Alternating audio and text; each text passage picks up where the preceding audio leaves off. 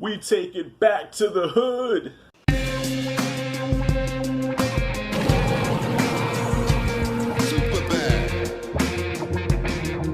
Thank God for Facebook. I would have never heard about this movie. I just happened to be scrolling down Facebook and the little trailer popped up for All Day and a Night. And I was just talking the other day about I haven't seen a good hood movie in a long time. I grew up on the films like Boys in the Hood and Menace to Society, like the classic hood films of the 90s, and we haven't been getting a lot of those lately. A lot of black films now are more sophisticated and educated, and that's good. Nothing wrong with that. We need to evolve. We need more movies like Get Out and well, shit, not Moonlight. Sometimes I just want to see a good, classic, old-fashioned movie that takes place in the hood with black people doing what black people do. You know, not no ignorant, stereotypical type shit, but just real shit, okay? I want that real shit. All Day and a Night, directed by, I had to write his name down because I know I'm not going to remember it, Joe Robert Cole, who also wrote Black Panther. This guy's a rock star. I can't wait to see his next project. He directed the shit out of this movie. Right off rip, y'all, this movie's excellent. That's the first thing pops in my mind when I think about All Day and a Night. This movie is excellent. I was in my feelings by the time this movie was over with. And for a film to get you in your feelings and to get you thinking and get you kind of emotional, that's a good thing. And I haven't been getting that in films this year at all. You know, I've got some good entertainment, some good times, but nothing that actually made me feel something. This movie actually made me feel. It hit close to home. And all right, so I'm just going to get into the synopsis real quick. This is about a young man played by Ashton Sanders. He commits a crime. He commits a murder in the beginning of the movie. Okay, you see him in court. The family is talking about the family of the victim, of the person that he killed, was saying that he's a despicable person. I hope you rot in jail. Why would you take my child's life? You know, and you're thinking this guy's a piece of shit. You know, he just killed this person in front of his family, and the family of that victim is going off on him. So it's like, yeah, this guy's a fucking, like, why would you do that? The rest of the movie is about his journey, his childhood, the child that he was that shaped him into the man that he became, and all the events that led up to that shooting. And by the time the movie was over with, you knew why he did it, and you kind of don't excuse it because, you know, you don't kill somebody in front of their family, but you see and understand where this man came from and how he was raised and the circumstances that he was in. And that's the thing. He was a victim of circumstance. You know, he was a product of his environment. This was almost like an unofficial sequel to Menace to Society. I was thinking that too watching this. This movie takes place in Oakland, and I've never been to Oakland a day in my life, but I felt like for 2 hours I was in Oakland. Like they had the culture, the music, the lingo, just the whole style of Oakland. I just thought, you know, I felt like I was in Cali for a minute, man. I started saying shit like, yo, Mark-ass Buster, the fool. I'm such a lame ass. The gripes that I have with this movie is the pacing. This movie has some pacing issues where it just slows down, and sometimes you check out a little bit. But I was really into the story. I was really into the characters. So the pacing, like, it didn't bother me that much. But there were times where I'm like, okay, this movie needs to pick up. And sometimes I feel like this movie lacked a little energy. Like, I like my films to have energy. You know what I mean? Even within a powerful story, within a powerful, you know, whatever, I need some spice in my shot. I need some hot sauce in that motherfucker, man, just to give it some kick. Menace to Society, and I'm comparing it to it because, like I said, this is like the sequel to Menace to Society. But Menace to Society, even though it was a serious film, it was a really emotional, like really just powerful, provoking film. But yet the movie just had like an energy to it. Like there were times it felt like a music video. You know, you're jamming to the music, you're into it. You know, there's some comedy in there. There's times that you laughed in Menace. And this movie had like almost like little to no comedy at all. Like there was zero fun. There was no fun in this movie at all. This movie is serious as cancer.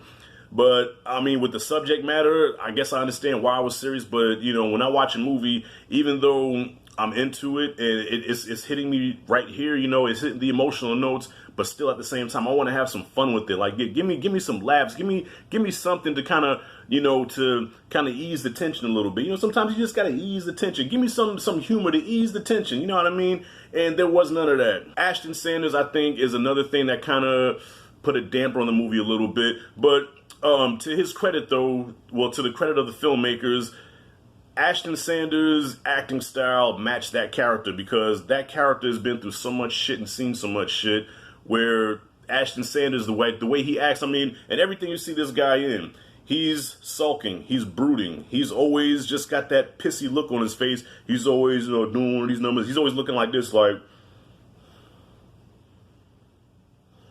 he's always doing that shit.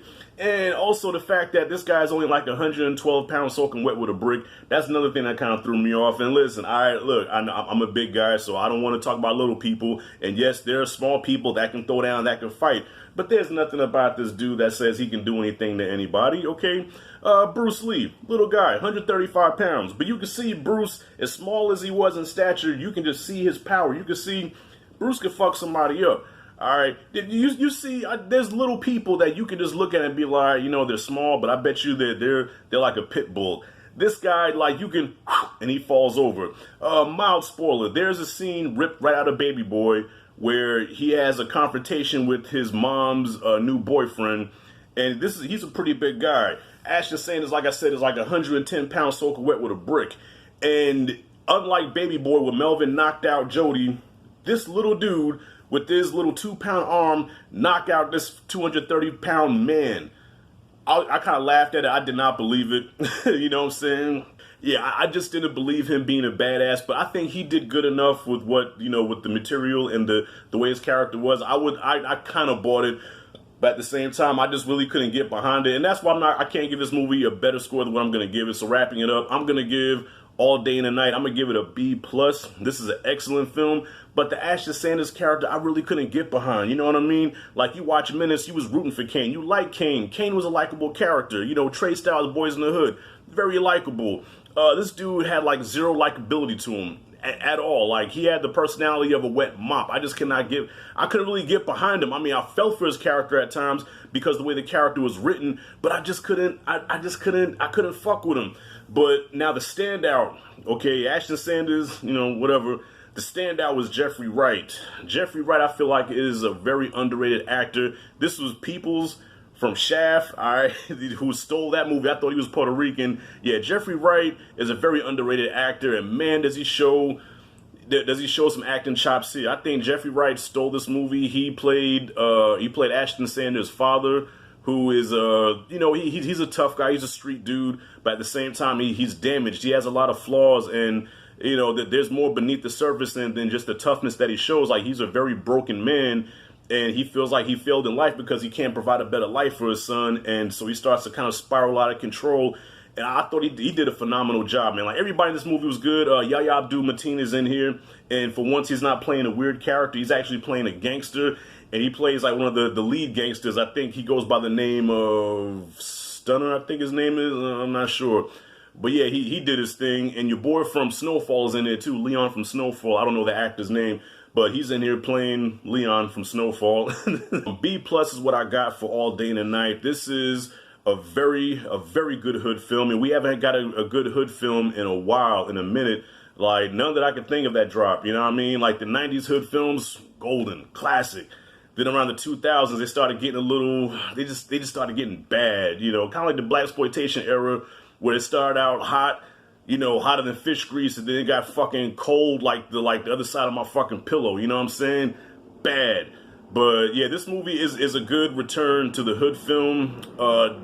Written very well, directed very well. The colors and just the way it was shot, you know what I mean? This was just a tight film. So, I recommend watching All Day and the Night. Have you guys seen it? What did you think about it? Comment freely below. Let me know what you thought about it. If you like and dig the content, hit that like and subscribe. And the notification bell in the corner. That's all I got for now, goddammit. Watch this movie. Watch this movie. If you can get past Ashton Sanders' sulking, brooding acting, okay, I think you're really going to dig this movie, y'all. So that's all I got for now. Rashad G signing out. See you in the next video.